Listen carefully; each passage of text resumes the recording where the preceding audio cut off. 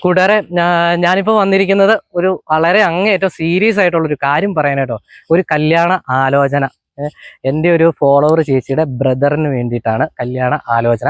34 വയസ്സുണ്ട് ആൾക്ക്. ആള് ഈ ബിൽഡിങ് ജോലികൾ, ഗേറ്റിൻ്റെ വർക്കുകളൊക്കെ കോൺട്രാക്ട്സ് ചെയ്ത് കൊടുക്കുന്നതാണ്.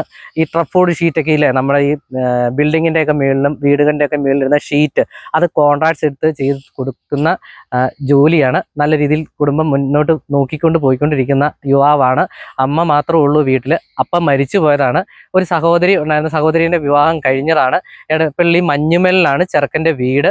ലത്തിൻ കത്തോലിക്ക വിഭാഗത്തിലാണ് ചെറുക്കൻ പോകുന്നത്. അപ്പോൾ RC യുവതികളിൽ നിന്നും, ദൈവഭക്തിയുള്ള യുവതികളിൽ നിന്നും കല്യാണ ആലോചന ക്ഷണിക്കുന്നു. അപ്പോൾ അവരുടെ മാതാപിതാക്കൾ, പെൺകുട്ടികളുള്ള വീട്ടിൽ നിന്ന് മാതാപിതാക്കൾ ഈ നമ്പറിലോട്ട് വിളിച്ച് കാര്യങ്ങൾ നിങ്ങൾ തീരുമാനിക്കുക. നിങ്ങൾ കാരണവന്മാരെല്ലാം കൂടി കാര്യങ്ങൾ തീരുമാനിക്കുക. ചെറുക്കൻ നല്ല സ്വഭാവം കേട്ടോ, ഒരു കുഴപ്പമില്ല. എൻ്റെ ഫോളോവർ ചേച്ചിയുടെ ബ്രദറാണ്.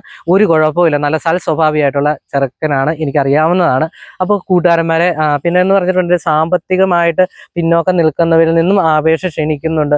ഒരു കുഴപ്പമില്ല, അവർക്ക് ഒരു പ്രശ്നമില്ലെന്ന് പറഞ്ഞിട്ടുണ്ട്. പാവപ്പെട്ട വീട്ടിൽ നിന്നുള്ള പെൺകുട്ടികളെ അവർ തീർച്ചയായിട്ടും സ്വീകരിക്കും എന്ന് പറഞ്ഞിട്ടുണ്ട്. ഒരു കുഴപ്പമില്ല, സാമ്പത്തിക ബുദ്ധിമുട്ട് അനുഭവിക്കുന്നവരിൽ നിന്നും ഒരു കുഴപ്പമില്ലെന്ന് പറഞ്ഞിട്ടുണ്ട്.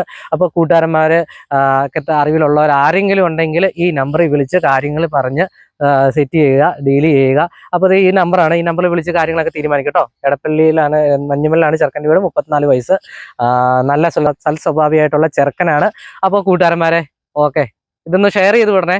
വിളിച്ചിട്ട് കിട്ടിയില്ലെങ്കിൽ വാട്സപ്പിൽ ഒരു വോയിസ് മെസ്സേജ് ഇട്ടാൽ മതി കേട്ടോ. ആള് കോൺടാക്ട് ചെയ്തോളൂ. ഓക്കെ.